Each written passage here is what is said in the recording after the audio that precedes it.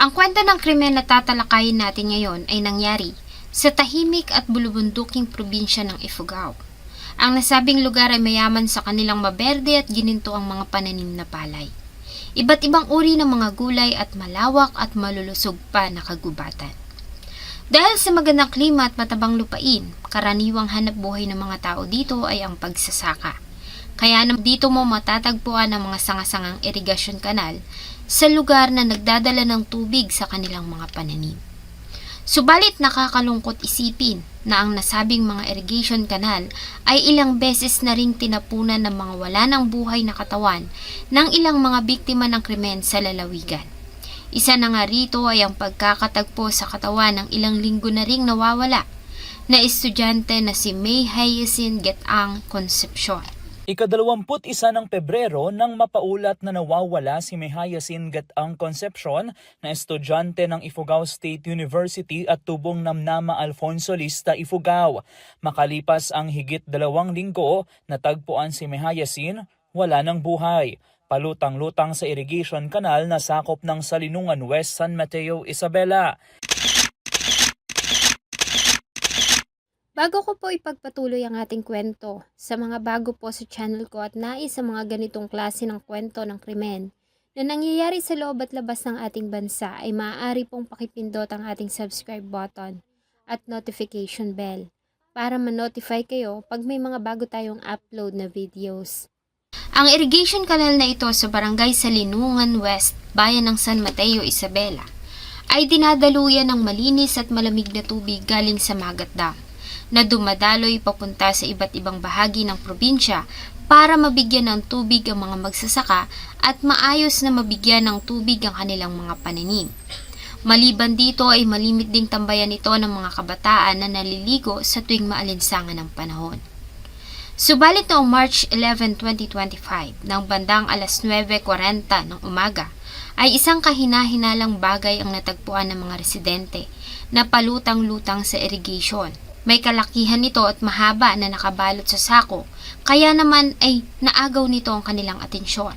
At dito nga nila nakumpirma na ito ay katawan ng tao. Kaya naman agad silang tumawag sa himpilan ng San Mateo PNP.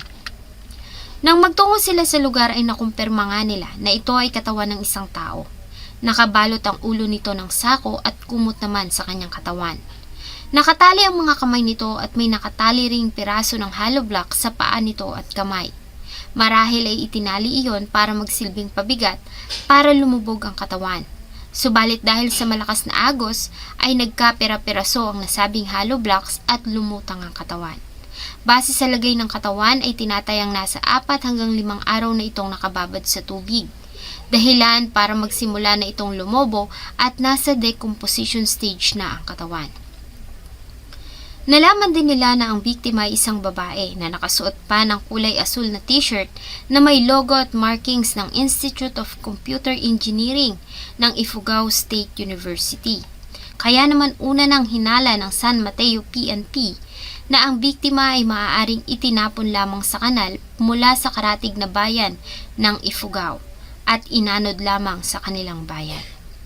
Ayon sa mga nakakitang residente, March 10, 2025 pa ng gabi, nang mapansin nilang palutang-lutang ang nasabing katawan. Dahil nga madilim sa lugar ay una na nilang inakala na baka isa lamang itong malaking troso na naagos mula sa bundok. Dahil nga may imburnal sa daraanan nito at may kalakihan, ay hindi na ito naanod at na-stuck na sa gilid ng irigasyon. Nang muli nila itong makita kinabukasan, ay saka sila nagduda at nakumpirma nga nila na ito ay katawan ng tao. Dahil dito ay agad namang nakipag-coordinate ang San Mateo PNP sa pamunuan ng Alfonso Lista PNP sa Ifugao, kung saan matatagpuan ang Ifugao State University, Posya Campus. At dito nila nalaman na isang estudyante ng nasabing university ang 19 days nang nawawala. Agad nilang kinontak ang mga kamag-anak ng biktima na tumingin sa katawan at positibo nga nilang kinilala na ito na nga ang nawawalang 20 years old student, may asawa at residente ng barangay Namnama Alfonso Lista, Ifugao na si May Hyacinth Getang Concepcion. Mabait na anak, maalagang ina at mapagmahal na asawa. Ganyan ilarawan ng pamilya si May Hyacinth Gataang Concepcion, o mas kilala sa tawag na Haya. Sa mga larawan nito ay makikita mo ang kinitong kagandahan, mamula-mula at maputing kutis, sanhi ng malamig na klima sa kanilang lugar. Mapupula nitong mga labi, maliit at matangos na ilong, bilog at makinang na mga mata at ang pantay at mapuputin tong ngipin. Ang pamilya nila Haya ay native na ng Ifugao. At tulad ng iba ay pagsasaka ang pangunahin din nilang pinagkukunan ng ikabubuhay. 8 silang magkakapatid at kahit na nga mahirap ang buhay, ay pinipilit ng kanilang mga magulang na matustusan ang kanilang pangangailangan at pag-aaral. Sa murang edad ay agad na pinasok ni Haya ang buhay may asawa at biniyayaan ng isang anak na babae. Ganon pa man sa suporta ng kanyang kabiyak at mga magulang ay ipinagpatuloy niya pa rin ang pag-aaral. Mataas ang pangarap nito sa buhay hindi lamang para sa sarili at sa binuong pamilya kundi para na rin makatulong sa mga magulang at 7 niya pang mga kapatid. Kaya naman pinagpatuloy nito ang pag-aaral at kumuha ng Bachelor of Science in Computer Engineering sa Ifugao State University. Sa tuwing may klase, iniiwan niya ang anak sa mga magulang dahil sa nagtatrabaho ang kanyang asawa. Ayon sa report noong February 20, 2025 ng umaga, araw ng Huwebes, ay nagpaalam si Haya sa ina na pupunta ng school. Mula sa kanilang bahay ay pumapasok siya sakay ng kanyang motorsiklo. Pagsapit ng alas 12:36 ng tanghali, ay nakausap pa ito ng kanyang asawa sa video call, habang nasa lunch break ito. Ayon sa kanya ay masaya pa silang nagkwentuhan at nagkulitan, hanggang sa magpaalam na siya dahil magsisimula na muli ang kanyang trabaho. Si Haya naman ay muli nang bumalik sa kanyang klase.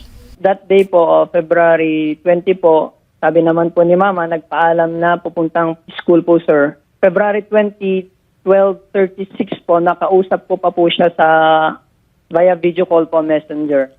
Casual lang naman po, sir, na kamustahan lang, and then gusto lang makipagkulitan, sir, yung misis ko po. Tinatawanan nga po ako, sir, kasi nasa food court po ako that time, kumakain po ng lunch. Ito na ang huling beses na nakausap niya ang asawa dahil sa pagsapit ng gabi ay hindi na ito umuwi ng kanilang bahay. Bagay na ni minsan ay hindi nito ginawa.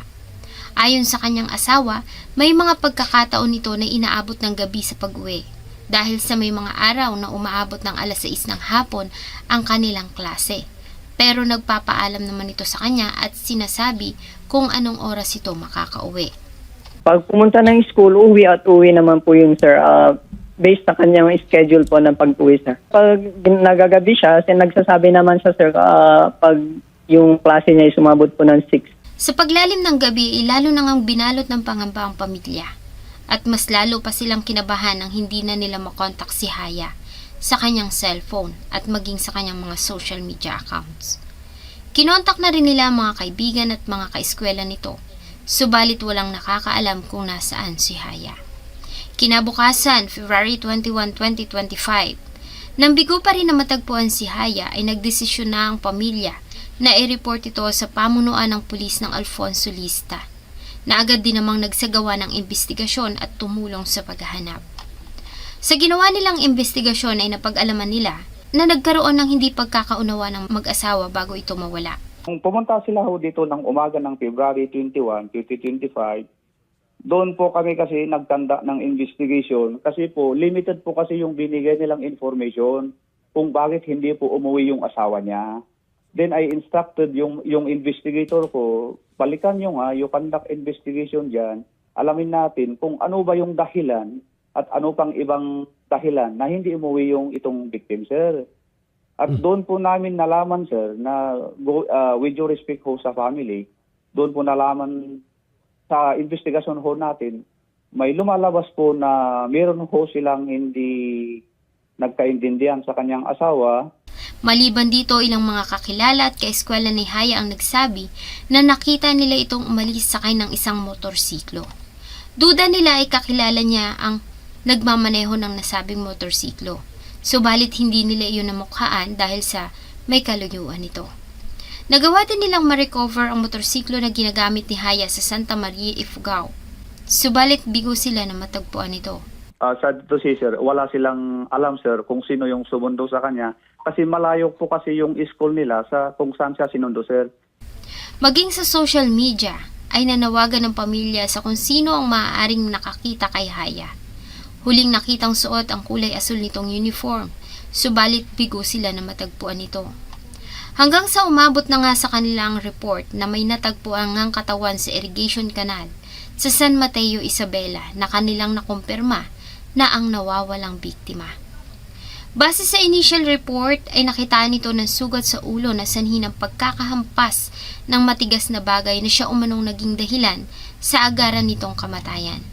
Sa huling panayam ni Senator Raffy Tulfo ng Raffy Tulfo in Action sa pamunuan ng Alfonso PNP, sinabi nila na sa ngayon ay mayroon umano silang 2 persons of interest. Ang una ay ang lalaki na sumundo sa biktima noong gabi ng February 20, 2025 at ang isa naman ay ang ayon sa kanila ay karelasyon ng biktima na dating negosyante. Ayon sa kanila ay nakapanayam na nila ang POIs. Subalit tumanggi ito na magbigay ng pahayag at sa halip ay sinabing makipag-usap na lamang sa kanyang abogado. Sa kasalukuyan ay wala pa ring linaw na inilalabas ang PNP sa kaso ng pagkamatay ni Haya, bagay na lalo pangang dinaramdam ng pamilya. In the part of the Alfonso Lista Municipal Police Station, in coordination sa personnel ng San Mateo Police Station, kung saan yung na-recover yung victim is, as of now, we are now conducting a deeper investigation to identify the suspect. Unang person of interest natin, sir. Pangalawa is, with due respect po dyan sa family, is nagkaroon siya kasi ng nagkaroon siya ng relationship sa ibang tao. Kaya yun yung kinukonsider natin person of interest, sir. Sa pagsasama po kasi namin, sir, wala naman po akong kilalang karelasyon ng asawa ko. Hindi po ganun yung asawa ko, sir, sa pagkakakilala ko sa kanya. Kasi posible namang pagpalit kami nung baby namin, sir. Ayon sa ama ni Haya ay wala itong bisyo at wala ring kaaway. Umaalis ito ng bahay para pumasok pero agad din namang umuwi. Dahil mas gusto nitong inaalagaan at nakakasama ang 9 na buwan nitong anak na babae. Kaya talagang wala silang ka-idea kung sino ba ang maaaring gumawa ng karumal-dumal na bagay sa kanilang anak na si Haya. Ganun pa man panawagan nila sa publiko kung sino man ang may kinalaman sa nangyari sa kanilang anak ay sumuko na at pagbayaran niya ang ginawa niyang kasalanan na para mabigyan ng hustisya ang pagkamatay nito. Nangako naman ang pamunuan ng Alfonso PNP na gagawin nila ang lahat para sa ikalilinaw ng kaso at mapanagot ang may sala.